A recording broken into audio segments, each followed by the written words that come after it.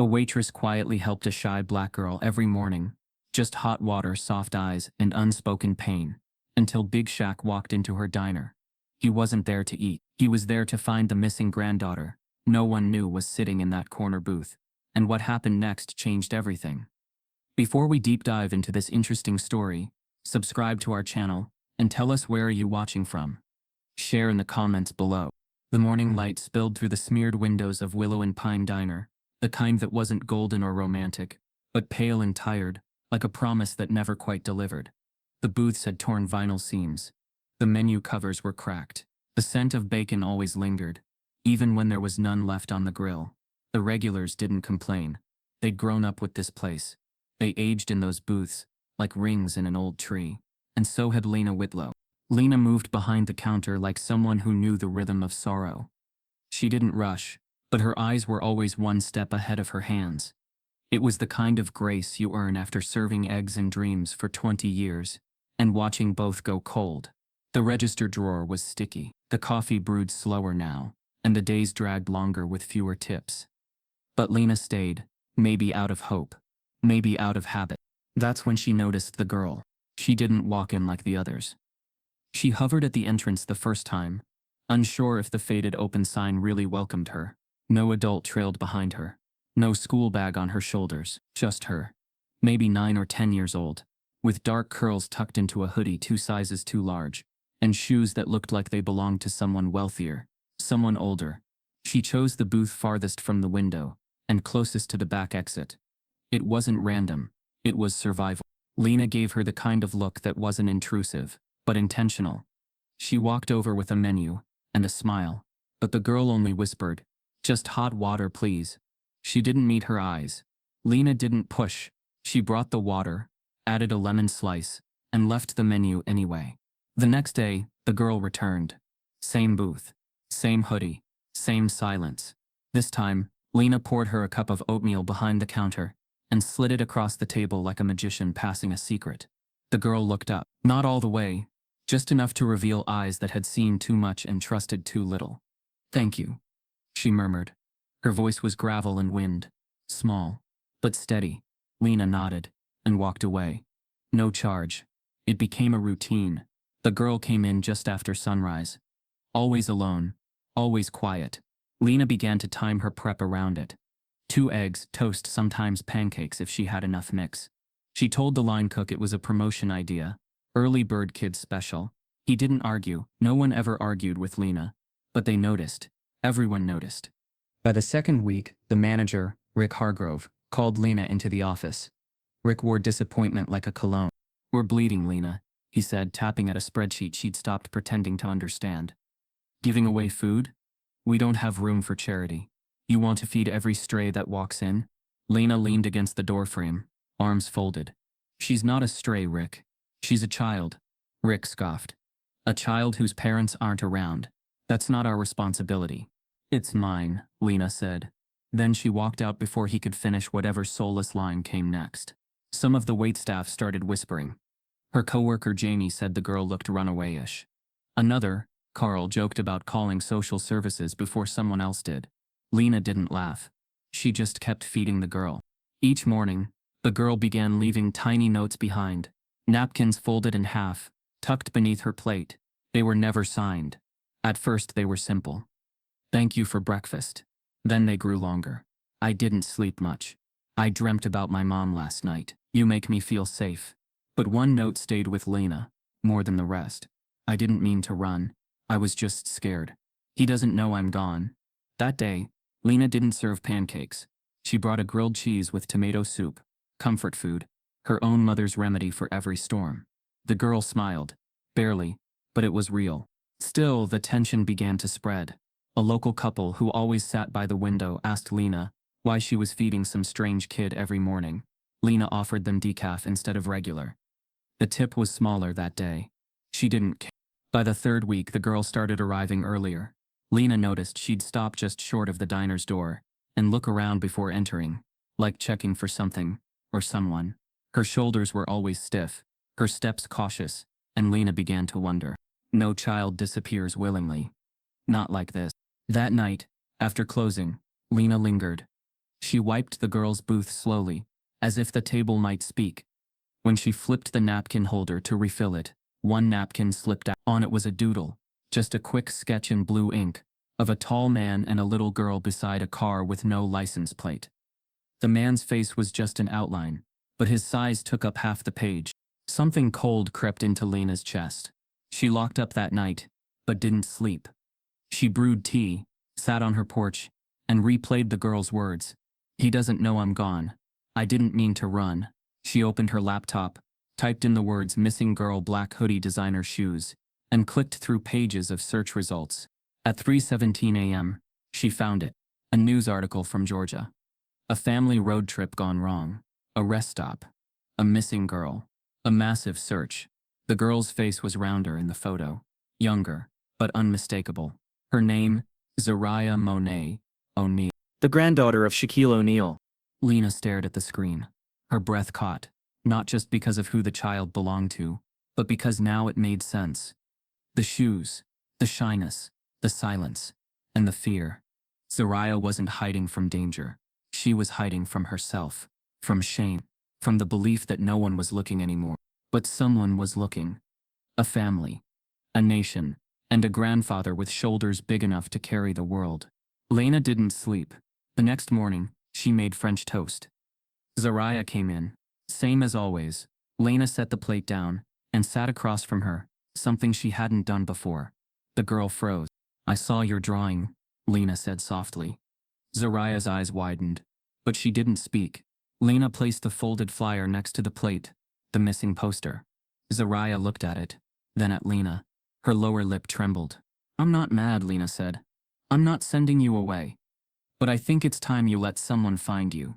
Zariah's throat worked hard before she whispered. I thought they left me. I thought I didn't matter. You matter, Lena said. You mattered the moment you sat in that booth. Zariah didn't eat the French toast that day, but she didn't run either. She cried softly, shoulders shaking, hands over her face. Lena let her. Outside, the sky was finally turning gold. And that was the last morning Zariah came in alone. Lena didn't look up from the biscuits she was buttering. As long as she's hungry. Janie blinked. He got a sponsor I don't know about. Or is charity just part of your retirement plan now? She's a kid, Janie. She's a kid who shows up with no parents, no money, and sits like she's waiting to be found. Janie snorted. Could be trouble. Could be bait. I'm just saying. Lena didn't dignify it with a response, but the words dug under her skin like grit. Trouble. Bait. That was how they saw her, this girl who said so little, and asked even less. By the end of that week, the whispers had spread to the front counter. Carl, the afternoon cook, said he'd heard the girl was hiding from something. Maybe someone. He claimed his cousin worked dispatch, and told him the cops had gotten a missing persons alert from out of state. Might be better to just call it in, Carl suggested casually, wiping his hands on a rag. Better safe than sorry, right? Lena stared at him so long he turned away. Better to be human than paranoid, she replied. But not everyone agreed. Even the customers began to look at Lena differently. One man asked if the girl was her niece. Another wondered why she was never in school. A third told Rick directly that the place would go belly up if they didn't start focusing on paying customers. That was all Rick needed. He called Lena into the back one evening after closing. The office smelled like stale paper and regret. He didn't even sit, just stood with his thumbs tucked into his belt loops, trying to look authoritative in his rumpled shirt. We're done playing angel, Lena, he said flatly. This ain't a soup kitchen. Lena crossed her arms, eyes steady. It's a diner, Rick. We serve food. That's all I'm doing. To people who pay, he snapped. Look, I've let this go for a few weeks 'cause it's you. You've earned your goodwill, but our numbers are down, real down. I got suppliers breathing down my neck, and a landlord ready to double rent. You want to give meals away, you do it on your time, not mine. Lena's jaw tightened. She's not a stray dog, she's a child. Rick shrugged. Then let child services do their job. You want this place to stay open? You cut the charity. Last warning. She left the office without responding. She wasn't going to stop, but doubt had started to creep in. Not about the girl. Never that. But about the cost. The diner had been her lifeline, as much as her job. Without it, she wasn't sure what else she had. and now she was gambling both their futures on faith alone. The next morning, Zariah arrived early. She looked more tired than usual, her eyes sunken, lips pale. Lena served her oatmeal and orange juice, two luxuries she hadn't been able to afford together lately. As always, the girl didn't speak, but when she left, Lena found another napkin folded beneath the plate. This one read, "I didn't mean to run." That was the third one like it. The first had been a whisper, the second, a hint. But this was confession. Not just fear, not just sadness, but regret. Lena tucked the napkin into her apron and walked to the window, pretending to clean the glass as she watched Zariah disappear down the block again. No backpack, no phone, no real destination, just footsteps that looked like they didn't know where they were headed. Later that day, Lena took out all the napkins the girl had left, 8 in total, each one delicate, careful, like pieces of a puzzle whispered by a child who didn't know how to ask for help. Some were sweet, some were cryptic, but together they painted a picture of loneliness, of shame, of someone who had wandered too far and now didn't know how to get back. One said, "He doesn't know I'm gone." Another, "I thought they forgot me." The one that shook Lena most was scrawled with trembling handwriting, "What if I don't deserve to go back?" That night, Lena sat alone in the booth where Zariah always sat. She didn't eat, didn't drink, just stared at the empty plate, the untouched spoon, and wondered how a child could carry so much weight in such small shoulders. She thought about the diners who'd stopped coming, the coworkers who'd stopped asking, and the man in the back office who'd stopped caring. But she hadn't stopped. She couldn't. Because sometimes a heart knows before a mind does. And Lena's heart was screaming. This girl wasn't a delinquent. She wasn't running from justice. She was running from misunderstanding, from fear, from the crushing weight of not knowing if love waited on the other side. And so Lena made a choice. She didn't tell Rick. She didn't tell Janie, or Carl. But she pulled out her tips from the last 3 weeks and bought a burner phone. She tucked it into a brown bag along with a fresh cinnamon roll and slid it across the table to Zariah the next morning. The girl stared at it like it might explode. "I can't," she whispered. "What if he doesn't want me anymore?" Lena leaned in, soft but firm. Let him decide that, not fear. Zariah's hands shook as she took the bag. She didn't eat the roll. But she took the phone, and when she left that day, she looked back for the first time. Just once. But Lena saw it. It wasn't over. But something had shifted. The diner had always held stories, if you knew how to listen. The wallpaper peeling in the corners had absorbed decades of whispered arguments, quiet laughter, and confessions made over coffee and regret. The booth still bore the pressure of elbows leaned in for secrets and sorrow. Lena had come to believe that even the floorboards creaked with memory. But lately, the story they were telling was changing, and it had everything to do with the girl in the corner booth. Zariah had started staying longer.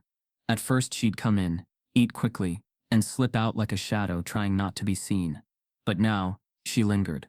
Not because she was comfortable. No, not yet. But because something in her was hesitating, testing the waters of safety. Lena watched her carefully. She never hovered, never asked questions, but she saw the details most others missed. The sneakers were designer authentic, limited edition, the kind sold out in minutes online, and resold for 3 times the price. They didn't match the rest of her clothes, which were baggy and faded, like they'd been picked in haste from someone else's closet. Lena noticed the delicate chain around Zariah's neck too, a charm that was always tucked into her shirt as if hiding something sacred. Then there were the scars. Lena spotted them one morning when Zariah rolled her sleeves back to wipe syrup from her hands. Thin lines, some healed, some recent, etched across the inside of her forearm. Not deep, not loud, but present.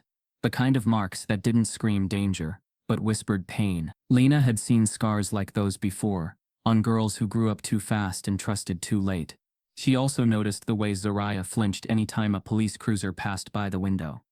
She didn't just freeze, she shrank, as if she could disappear behind the salt shaker and menu. Once, an officer stepped inside to grab coffee, and Zariah nearly bolted for the kitchen. Lena had steadied her with a calm hand on the counter, pretending she needed help finding a spoon. Zariah wasn't a runaway in the traditional sense. She wasn't some reckless kid seeking rebellion. No, she was running from something she didn't fully understand. Or maybe something she couldn't bear to face. Lena didn't need every detail. The shape of the truth was starting to reveal itself, and it was enough to know Zariah was lost, but not broken. Still, the town was less kind. The whispers that had started as harmless curiosity were now turning sharp. A post on the local town Facebook page had gone semi-viral. "WHO is the girl at Willow and Pine." Someone had snapped a blurry photo of Zariah through the diner window, posting it alongside conspiracy theories about child trafficking, drug mules, and criminal runaways. It didn't matter that none of it made sense. Fear didn't need facts to spread. It just needed a spark. Lena found the printout taped to the diner's bulletin board one morning. She tore it down before Zariah could see it. She also started keeping the curtains slightly drawn during breakfast hours, shielding the corner booth from view. The other waitstaff kept their distance now, not out of respect but suspicion. They still talked. Lena just stopped listening. Then the reporter came. It was a Tuesday morning, overcast and still, the kind of day where time dragged its feet.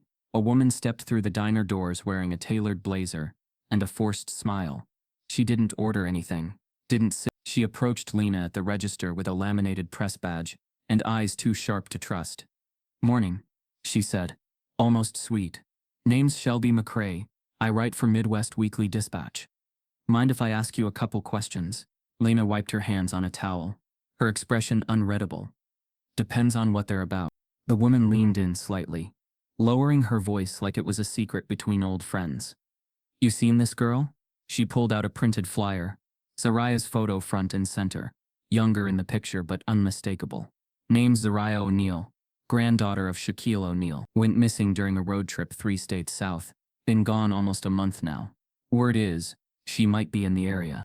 Lena's heart kicked against her ribs. She didn't flinch, didn't blink. "Haven't seen her," she said simply, handing the flyer back.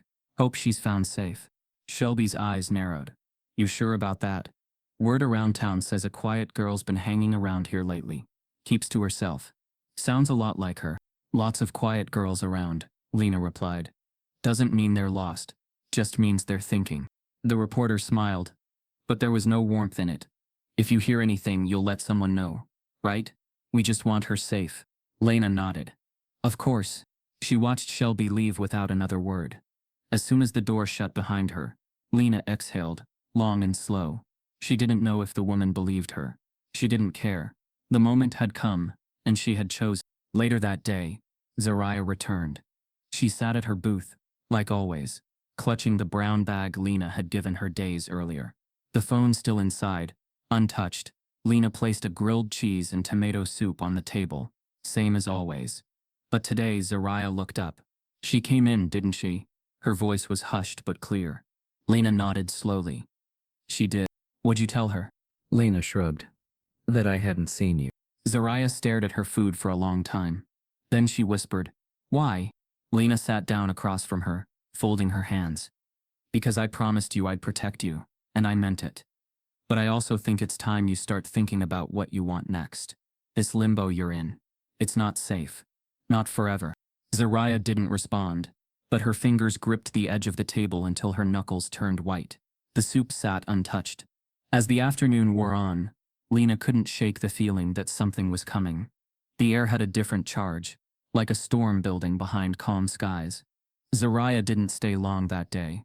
She left a little earlier than usual, her pace quick, her head low. When Lena returned to the booth to clean up, there was no napkin note this time, just the empty plate and the faint imprint of a hand pressed into the edge of the table. But the story in the walls had grown louder. The diner was no longer just a place to eat. It had become a sanctuary, a battlefield, a secret, and now it was a ticking clock. Lena knew the window of safety was closing. The town was watching, the media was circling, and Zariah was still running, even if her feet stayed still. Lena wiped the table clean, her thoughts racing. The truth was coming, whether they were ready or not. For the past few mornings, Zariah had arrived earlier than normal, as if trying to beat something to the punch. Fear, maybe. Lena had stopped asking if she was okay. She already knew the answer. Instead, she offered steady hands, warm food and silence that didn't demand anything in return. But today, something shifted. Zariah didn't leave after eating. She sat there long after the other tables had cleared, her eyes tracing the same crack on the wall for nearly half an hour. Lena noticed, and when the counter was empty, She refilled her own coffee and slid into the booth across from her. You ever sit somewhere so long, Zariah said suddenly, voice quiet but precise, that the walls start talking back? Lena smiled faintly. Every day. Zariah's eyes were heavy, like they'd been holding back more than sleep. She didn't look up. You probably think I'm lying about everything. No, Lena said, meaning it. You should. Zariah's jaw tensed. People lie when they're scared. That's what I did. I got scared, so I lied by leaving. That was the first time she said it. Leaving, not being lost. Lena didn't push, just waited. We stopped at a gas station near the border. Zariah continued, tracing a circle into her napkin with her thumb. My granddad went inside with my mom. I stayed in the back seat because I was mad about something stupid. They told me not to lock the doors. I did anyway. Then I got out to use the bathroom, and when I came back, the car was gone. The silence that followed wasn't disbelief. It was grief. Zariah's hands trembled slightly. They didn't leave me on purpose, she added. I know that now. I just didn't know then. I panicked. I ran. I thought maybe they got tired of waiting, or they didn't want to come back. I kept walking. Then I caught a ride with a trucker who dropped me 2 towns over. I've just been going. Lena exhaled, slow and steady. The picture was clear now. Not a dramatic kidnapping, not a runaway with a plan. Just a child who'd misunderstood a moment and let the fear of abandonment drown the truth. No phone? Lena asked gently. I had one, but I left it in the car. No charger anyway. Zariah looked ashamed. No ID, just me. Lena reached across the table, her hand brushing Zariah's lightly. You're here. That's something. Zariah didn't smile. You won't call them, right? You promised. Lena hesitated. That promise was growing heavier by the day. She wanted to keep it for Zariah's sake, but she could feel the world closing in outside the diner walls. I won't call, she said finally. But I need you to think about letting me help you get back. I can't. Not yet. Why not? Because what if they're mad at me? What if he thinks I didn't want to be found? Lena took a breath, choosing her words carefully. Then they'll just be happy you're alive. Zariah's eyes dropped again, and the conversation faded into silence. She left 10 minutes later without touching the rest of her cereal. Lena cleaned the table slowly, more out of thought than mess. There was no napkin note that day, just an unfinished sentence scrawled in ketchup with a fry. I didn't mean to. That evening, Lena stayed after close. She organized the condiment bins with a kind of restless focus, needing her hands busy while her thoughts unraveled. She kept thinking of Zariah's face, the childlike vulnerability behind all that guarded silence. It was the face of someone who hadn't been allowed to be a child in a long time. The mail was stacked by the register. Lena flipped through the envelopes. Bills, menus from pizza places, another notice about supply shortages. Then, sandwiched between 2 catalogs, she found it. A flyer. It wasn't posted. It wasn't folded. It had been slid carefully into the mail slot, like it was meant only for her. She held it up under the fluorescent light.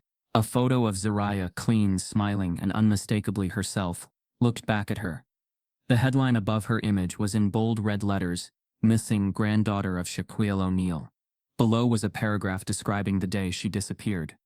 The gas station, the confusion, her family's tireless efforts, the hotline, the reward, and at the bottom, handwritten in, last sighting reported near Belmont County.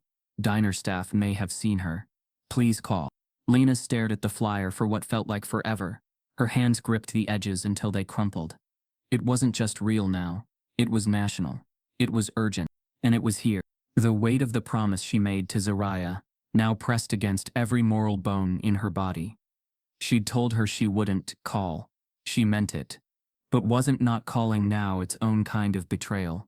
Zariah was a child. What if she never decided on her own? What if someone else saw her and acted first? Lena folded the flyer and tucked it into her apron pocket.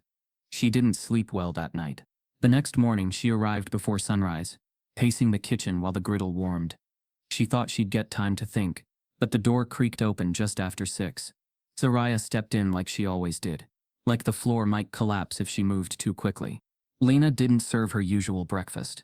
Instead, she set down hot chocolate and sat down again. I got something in the mail, she said softly. Zariah's face tightened. She didn't speak, but her body shifted backward just an inch. A flyer, Lena continued. With your picture. From your family. It wasn't a generic alert. It was personal. They're still looking for you. Zariah's lips parted slightly, but she didn't speak. They love you, Zariah. They didn't leave. You ran. I know, she whispered, but I didn't know then. They're not mad. They're scared. Just like you. Zariah stared at the steam rising from the mug. I want to go back, she said after a pause. I just don't know how. I can help you, when you're ready. Zariah nodded, and for the first time, her eyes filled, not with fear but with relief. It wasn't a full decision, not yet, but it was a beginning. Lena stood, pressing her palm to the table like she was making a pact. When you're ready, I'll make the call. And I'll stand beside you when we do. Zariah didn't respond in words. She just leaned forward and rested her head on her folded arms, tears soaking into her sleeves. The sound of the diner's bell faded into the background. The afternoon began the same way most did at Willow and Pine. Slow, quiet, and stuck between the sleepiness of lunch and the idle waiting for the dinner crowd that never truly came. The bell above the door hadn't jingled in nearly half an hour, and Lena was halfway through refilling the sugar canisters when the air in the room changed. Not because of noise, but because of presence. Heavy, commanding. A silence that arrived before the man even stepped in. The door creaked open, and in walked a figure so massive, so deliberate, that for a split second the diner seemed to shrink around him. Heads turned without being prompted. Conversation stalled mid-sentence. And then came the murmurs, low and urgent, like wind through tall grass. That's him, isn't it? Someone whispered from a booth near the window. No way. That's Big Shaq? Shaquille O'Neal didn't answer the room. He didn't need to. The man had walked into stadiums to thunderous applause, had towered over courts like a titan of legend, but now in this faded, whispering diner, he moved with a quiet gravity that didn't beg attention. It demanded reverence. He wore a black hoodie pulled over his head, and sunglasses that did little to hide the grief pressed into the lines of his face. He scanned the room slowly. No greeting, no smile, just searching. Lena's hands stopped moving. The spoon in the sugar jar trembled slightly, and for a moment her heart thudded so loud she swore the jukebox could hear it. She recognized him instantly, not just from television, not just from his larger-than-life persona, but from the flyer, the one still folded in her apron pocket. The grandfather who hadn't stopped searching. He didn't walk to the counter, didn't ask for a menu. He moved toward the far end of the room, Zariah's booth, and sat down slowly, as if the seat itself might collapse under the weight of what he carried. Lena approached cautiously, wiping her hands on her apron. Though they weren't dirty, she knew who he was, and more importantly, she knew why he was here. Can I get you something? She asked, voice soft, eyes steady. He removed his sunglasses, revealing eyes that were bloodshot, but razor sharp. He studied her, not in suspicion, but in evaluation, as if trying to see through her, past the practiced calm into whatever she might be hiding. No food, he said finally. His voice was deep and quiet, not booming like on TV, but almost sad. I just need to know. Lena nodded, heart thudding. She slid into the booth across from him, breaking every rule in Rick's outdated employee manual. But none of that mattered now. She's not in danger, Lena said. She's safe. Shaq's hands, massive and weathered, rested on the table. He didn't move them. You've seen her? Every morning for weeks. His shoulders deflated slightly, not in weakness but in sheer emotional release, like a balloon finally letting go of held breath. She thought you left her, Lena continued, her voice barely above a whisper. At that rest stop, she got out of the car and came back, and you were gone. She panicked, thought it meant you gave up. Shaq didn't react at first. Just looked down at his hands, his jaw clenched tight enough to crack stone. When he finally spoke, it was through the kind of pain only a parent or a grandparent could understand. I never stopped looking, he said. Not one day. I believe you, Lena said. She's here? She was. This morning. She's scared, but she's not hiding. Not anymore.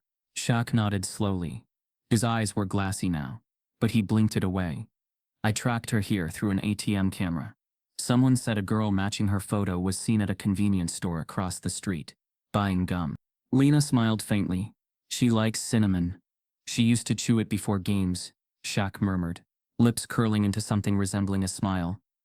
Said it made her feel strong. The room around them had fallen completely silent. Even the fryers in the kitchen seemed to sizzle more quietly, as if the walls themselves were listening. And maybe they were. The same walls that had held Zariah's silence now bore witness to her truth being told. I wanted to give her space, Lena said. But I was waiting for you too. She needs to see that you never stopped. Shaq looked at her, and for the first time his gaze wasn't probing. It was grateful. Thank you. For not turning her in. For not making her feel small. She was never small, Lena said. Just lost. Shaq rose slowly, the weight on his shoulders shifting from sorrow to purpose. Where is she now? She comes early, Lena replied. Tomorrow. I'll be here. So will I. He didn't eat, didn't stay, just nodded once, deeply, then turned and walked out the door the same way he came in. Quietly, but with the kind of presence that lingered in the air like thunder after lightning. And behind him, Lena stood still, the pulse of a coming storm humming through her chest. Tomorrow everything would change. Zariah froze. For a moment Lena, standing behind the counter with a warm cup in hand, thought the girl might speak. Her mouth parted slightly, her fingers curled and uncurled at her sides. But then, in a flash, she turned and ran. She didn't slam the door, didn't scream. She moved like a wave folding into itself, gone before it hit shore. Her hoodie flared behind her, and she vanished into the daylight without a word. Shaq stood immediately, not in panic but instinct, and moved toward the exit. He didn't sprint after her. He didn't call out. He just stepped outside, his pace slow, his body pulled by something deeper than urgency, understanding. Lena followed to the window, one hand pressing lightly to the glass, as she watched them from the inside. Zariah had only made it to the far edge of the sidewalk. She hadn't gone far, just enough to put space between herself and the possibility of disappointment. She stood near the telephone pole, her back turned to the diner, shoulders tight, fists jammed into her sleeves. Shaq didn't speak. He approached slowly, his shadow falling across her back like a blanket. He stopped a few feet behind her, and waited. When she turned, her face was wet with quiet tears.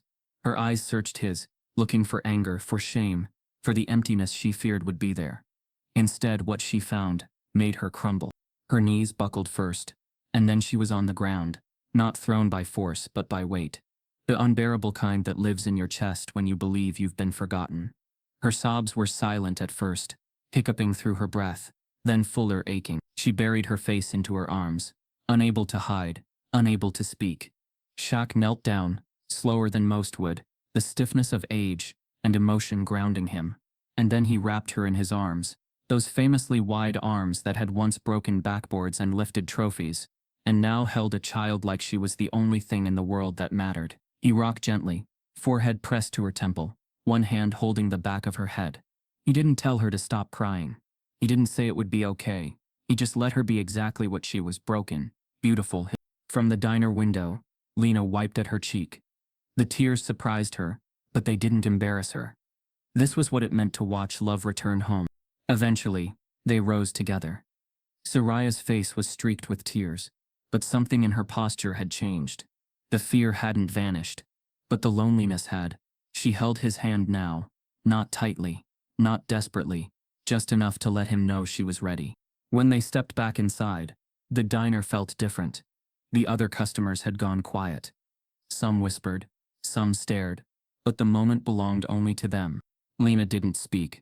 She just nodded at Zariah's booth, and Shaq led her there gently. They sat, and Zariah looked at the table like it was a diary of her days. Her hands brushed the surface, feeling the grooves left behind by all the mornings she'd tried to disappear. Shaq didn't ask questions. He just watched her, listened to her silence. Lena brought 2 plates French toast with strawberries for Zariah, scrambled eggs and wheat toast for Shaq. She didn't set them down like a server. She placed them like a friend, lingering for a moment before stepping back to give them space. No cameras, no headlines. Just the healing that happens when someone sees you. Not just the surface but the story underneath. Later, when Zariah looked up, her eyes found Lena's across the room. "Thank you," she said, her voice barely a whisper. Lena nodded. "You're home now." And in that moment, no one needed to say more. The truth, finally whole and shared between them, was this: Zariah hadn't vanished because she was unloved. She hadn't disappeared because no one cared. She ran because she didn't know how to believe in love that never stopped reaching. but it had reached her. In the form of pancakes and quiet glances, in notes left on napkins, in a waitress who said nothing but did everything, in a grandfather who searched every corner of the country, because not searching simply wasn't an option, and in the end, it had found her. Right there in the booth, where it all began. The next morning, dawn hadn't yet broken, when Lena unlocked the front door of Willow and Pine. The sky outside was still bruised with indigo, stars fading behind the first breath of sunlight. Inside, the familiar chill of the old tile floor met her footsteps. She didn't rush the prep. There was something steadying about measuring coffee grounds and flipping the open sign while the world was still asleep. It gave her space to think, to settle herself after the storm of the previous day. The kind of storm that doesn't leave broken things behind, but rearranges them so life can start fresh. She was rinsing the coffee pot when she heard the bell above the door. She didn't need to look up. Somehow she already knew. Shaq stepped inside, quiet as ever, though no man of his stature could ever truly sneak in. He wasn't wearing the hoodie this time, just a charcoal jacket, and a look that had softened from the weight of relief. He moved with the ease of someone who no longer needed to search. Lena set the pot down, wiped her hands, and turned to face him. "You're early." Shaq glanced around the room, eyes lingering briefly on Zariah's empty booth before settling on her. "Didn't sleep much." She nodded, walking around the counter. "Coffee?" He smiled. "Just barely. Only if it's the strong kind." She poured 2 cups. They sat in silence for a few minutes, the only sound being the hum of the fridge and the occasional pop of the heating duct. It wasn't an awkward quiet. It was the kind that followed something big, something healing. "I don't think I'll ever find the words," he said finally, voice low but steady. "You don't need to," Lena replied. "I want to," he said, setting the mug down. "You didn't just feed her. You saw her. That's what saved her. Not the pancakes. Not the corner booth. You." Lena looked away, suddenly uncomfortable. "I just did what anyone decent would have done." "No, you didn't." Shaq leaned forward, elbows on the table. "You did what most people don't. You gave her a place when she didn't have one. You gave her dignity when no one else offered any, and you didn't ask for anything in return." Lena opened her mouth, but he kept going. "That kind of heart? That doesn't just belong behind a counter." She furrowed her brow. "What are you saying?" "I want to buy this place," he said plainly. "Not just keep it afloat. I want to rebuild it, remodel it, expand it, turn it into something more. A luxury soul food bistro with your name on it. Lena's table. A place where stories like Zariah's don't have to wait in the shadows." Lena blinked. "That's generous." "It's necessary," Shaq said. "Places like this matter, but they can't survive on fumes. I've got the means. You've got the soul. Together we make something better." She leaned back, folding her arms across her apron. "I'm not a businesswoman." "You're already running a business." "Barely. You're not just flipping eggs, Lena. You're running a sanctuary. You're curating compassion. People will come for the food, but they'll stay for the way you make them feel." She hesitated. The thought of owning something scared her, not because she didn't want it, but because she'd never let herself imagine it. That kind of dream belonged to someone with cleaner shoes, straighter hair, more confidence, not her. "I wouldn't know where to start," she said. "I'll build it. Hire a team. Fund it. All you have to do is say yes. Run it the way you've been running this place. The way you took care of my granddaughter." There was something so simple in his offer, and yet it carried the weight of a lifetime. Lena stared at her coffee, letting the words settle into the corners of her mind. "I've spent years just trying to stay afloat," she said quietly. "It never occurred to me I could grow." Shaq smiled. "That's why I'm here. To remind you, you gave a meal to someone no one else saw. You were exactly the kind of owner this town needs." The silence returned, but it was fuller now, charged with something new, possibility. Finally, Lena set her cup down and stood. "All right," she said, her voice steady. "But on one condition." Shaq raised a brow. "I want a wall," she said, dedicated to the napkins. The ones she used to leave notes on. "I've kept every single one." Shaq grinned. "Deal." They shook hands across the counter. No contracts. No lawyers. Just trust and mutual gratitude. Outside, the light had shifted. The first rays of sun spilled through the windows, landing square on the table where Zariah had once curled into herself, afraid to be seen. But not anymore. It started with a single video. Just 65 seconds. shaky and off-center, recorded on a regular Tuesday by a college student passing through town. She had stopped in to grab coffee and a biscuit before heading back to campus, but ended up filming something else entirely. Shaquille O'Neal walking out of a modest brick diner, hugging a waitress, then holding the door open for a small girl who looked like she had just finished crying. The caption read, "Shaq just bought this lady's whole diner because she helped his missing granddaughter. I'm not okay. Humanity restored. Linus table." By the time the sun dipped below the edge of the town, the video had exploded. Thousands of shares turned into hundreds of thousands. Influencers stitched their reactions. Celebrities commented. A well-known chef reposted it, with a caption, "This is what food is supposed to be about." By midnight, Lena's name was trending on multiple platforms. People wanted to know everything. The waitress, the child, the story behind the free meals, and the man who turned gratitude into generosity. Within 24 hours, Willow and Pine was no longer just a roadside diner in a sleepy Midwest town. It was Lena's table, reborn, repainted, and reimagined with the same warm soul, but a bigger mission.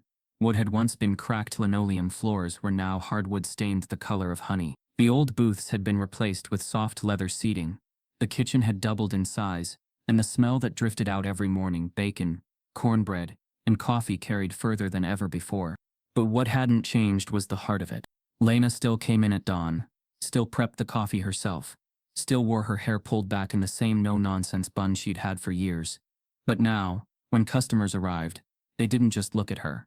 They saw her, with respect, with awe, with gratitude they couldn't quite put into words. And on the wall right near the entrance, framed in polished walnut, hung the note that captured it all. A single napkin with 3 handwritten words in faded blue ink. "You saw me."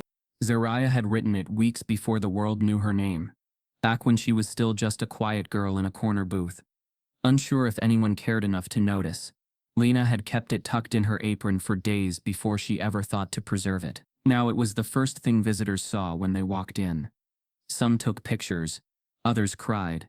A few just stood there reading the words again and again as if trying to absorb their meaning. The town changed too. Locals who once frowned at Lena for feeding a runaway-looking girl now smiled and waved as they walked past the building. Some even lined up in the early hours, just to get a seat. Churches organized group breakfasts. Tourists arrived from 3 states away. Some curious, others genuinely moved. Donations poured in. A well-known food blogger paid for a month's worth of meals for low-income families. Someone from a major network called about turning the story into a movie. Lena never returned the call. That part didn't matter. What mattered was the people who came not just to eat, but to feel something. To sit at a place where kindness had taken root and bloomed.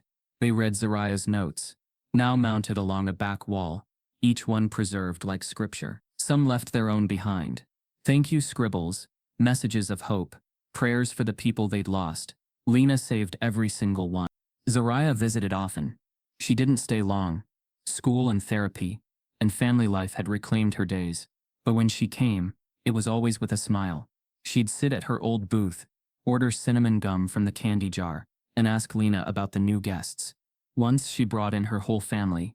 Shaq stood beside Lena at the kitchen pass, watching Zariah laugh with her parents, as if time had folded itself back together and mended the tear. It was the only time Lena saw him cry in public. Shaq didn't brag about the restaurant. He didn't plaster his name on it or show up for interviews. But he came by quietly, often, sometimes to eat, sometimes just to check in. And every time he sat at the corner booth, the staff knew not to bother him. He wasn't there as a celebrity. He was there as a grandfather who had found his granddaughter, thanks to one woman who decided to give when there was nothing left to give. The diner even had its own scholarship fund now. The Zariah Note Project, helping displaced or foster children find paths back to school, to art, to community. People gave freely, not just money but time. Musicians played on weekends. Teachers tutored in the back corner between shifts. And every Sunday, Lena hosted a pay-what-you-can brunch, just like she used to do for one frightened little girl who only asked for hot water. The magic of it all wasn't in the size of the donation or the reach of the social media buzz. It was in the fact that kindness, once hidden in the quiet folds of a napkin, had found a way to echo across the country. Lena never got used to the cameras or the praise. She still wore the same worn sneakers behind the counter, still called everyone honey without thinking, still refused to let anyone wash the mugs but her. But some mornings when the line stretched out the door and guests buzzed about the TikTok story that started it all, she'd glance at the framed napkin on the wall and smile, because the truth was simple, and everyone now understood it. One act of unseen kindness had changed a life, and that life had changed the world. The town hadn't changed much on the outside. The same cracked sidewalks ran along Main Street. The same rusted playground swung in the park across from the post office, and the same green sign at the edge of town still boasted a population that hadn't shifted in years. But something else, something deeper had changed in the marrow of it. Because now every time someone mentioned Lena Whitlow's name, it came with weight. The same people who once shook their heads when she served a quiet girl for free, now waved at her through the windows of Lena's table. Some came to eat, some came to be seen, others came because they needed to say something. An apology, a thank you, or a confession wrapped in the scent of cornbread and hope.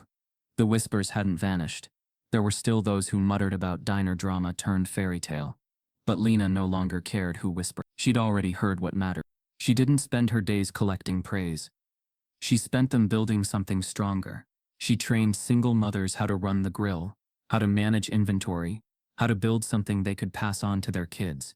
She didn't just hand them jobs, she handed them purpose. Those same women, once looked down on by the town's gossips, now moved through the kitchen like they owned it. And one day, they just might. Out front, she'd started a program she called Free First Meal. Any teen in trouble, runaway, homeless, freshly out of juvie, or just plain lost could walk in and eat, without question. No forms, no stories, just a seat, a plate, and someone to call them by name. Word spread fast. Some kids came from 2 counties over. Some only came once. But each of them left with a full stomach and the knowledge that someone saw them, even for just 1 hour. Every Sunday, without fail, Zariah returned. She always wore something new. Joy.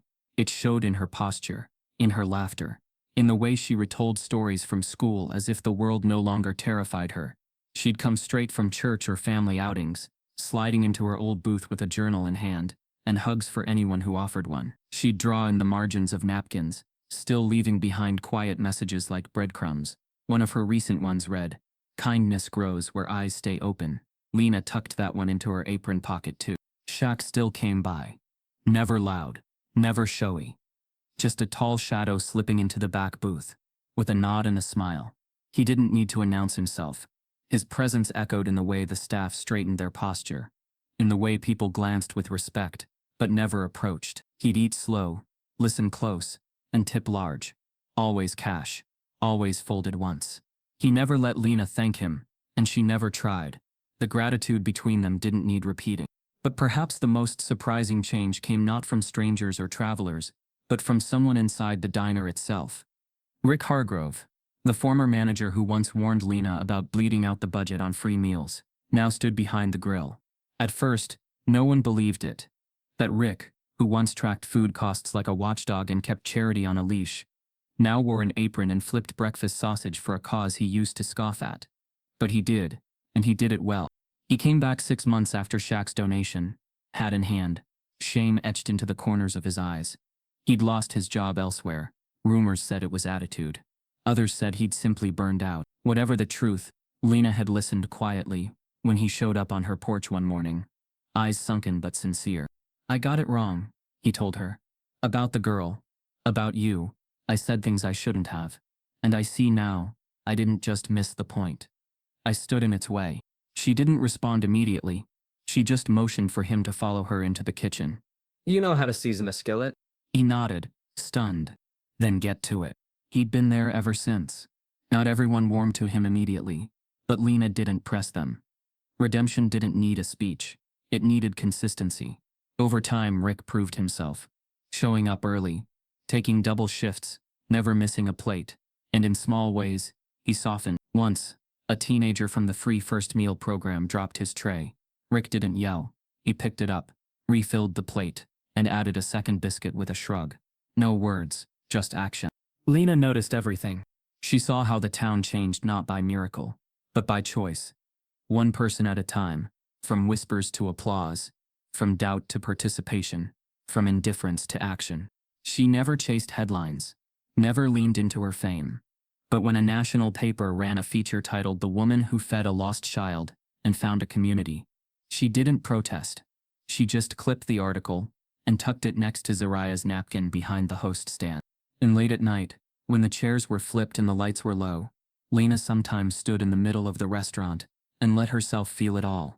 The hum of a space filled with second chances, the weight of being right when everyone doubted her, the warmth of a world that had once looked cold. The town had watched her rise, and now they followed. The corner booth hadn't changed much. Not really. The leather had been reupholstered in soft chestnut, the wobbly table finally leveled, and a small brass plaque had been affixed just above the seat, in honor of the one who first sat here. But the bones of it remained. The light still hit it first in the morning, filtering through the wide window with that warm, sleepy glow. It was still the booth that caught the stories before anyone else heard them, the one that had unknowingly sheltered the beginning of something much bigger than itself. Lena Whitlow sat there now, legs crossed beneath the table, a half-finished biscuit on her plate, and a leather-bound journal open in front of her. She wasn't writing, at least not yet. Sometimes she just liked the feel of the pen in her hand, the way it balanced her, the way it reminded her that some things take time to be said right. Outside, the street buzzed with life. A couple from Indiana waited on a bench out front for their brunch reservation. A family from Ohio took photos under the restaurant's wooden sign. Inside, the sound of clinking cutlery, soft music, and easy laughter wrapped around the place like a second skin. The diner had bloomed far beyond what it once was.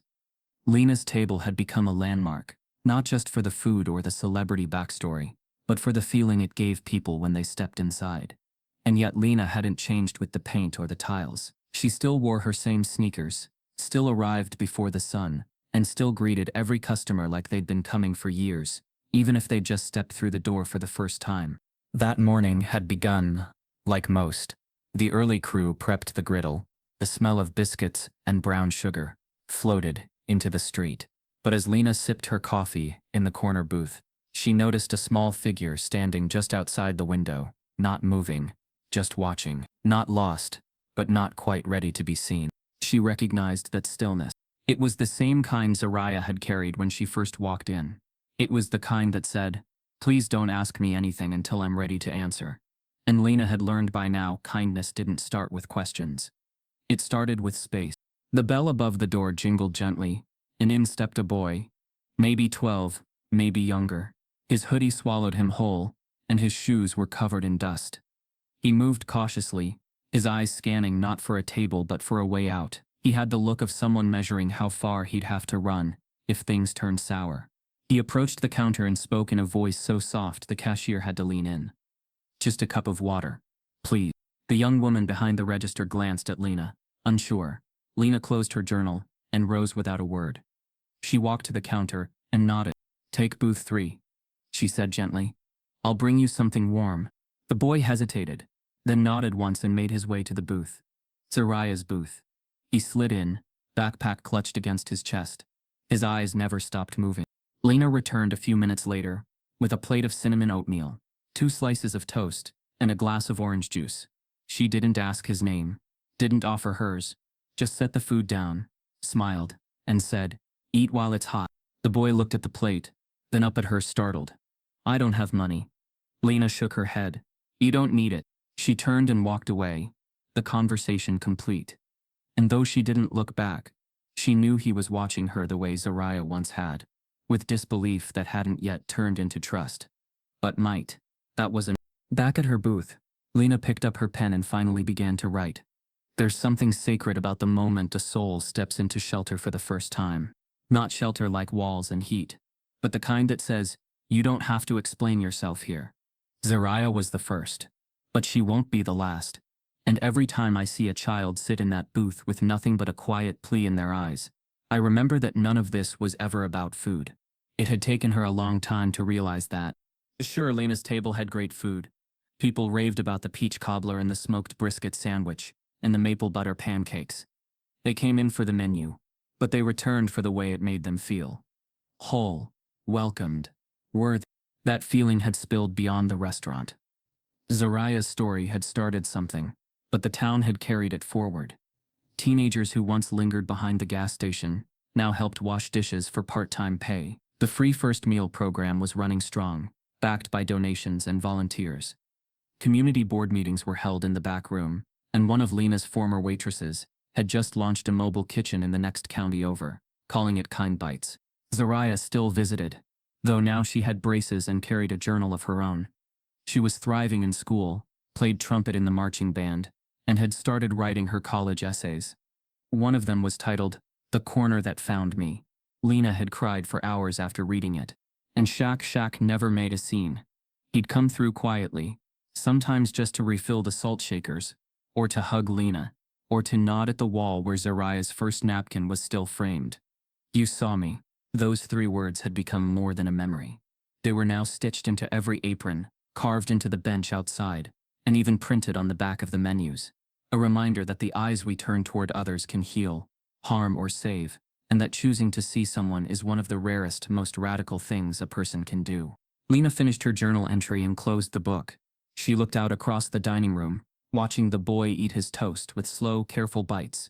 His shoulders were still hunched, but less so now. He was chewing, not fleeing. That was progress. That was enough for today. She stepped behind the counter again, poured herself another cup of coffee, and took a breath. Outside, the corner of Maple and First looked the same as it always had. The stoplight blinked red every 60 seconds.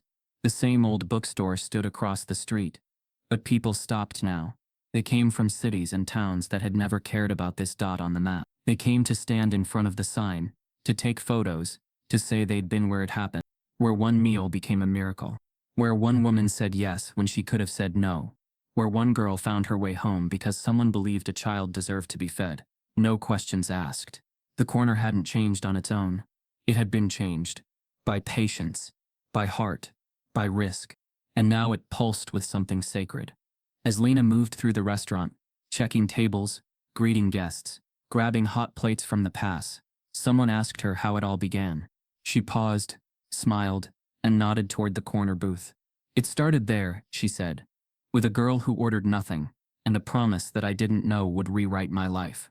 The guest blinked. "Rewrite?" Lena nodded again. "Kindness doesn't just save others," she said softly. "It rewrites you too." And just like that, the corner kept changing. What if the next life you quietly change is sitting right in front of you? Look closer. Listen deeper. Kindness doesn't ask for headlines. It asks for heart. Let this story live beyond the booth. Because someone out there is waiting to be seen. And you might be there, Lena.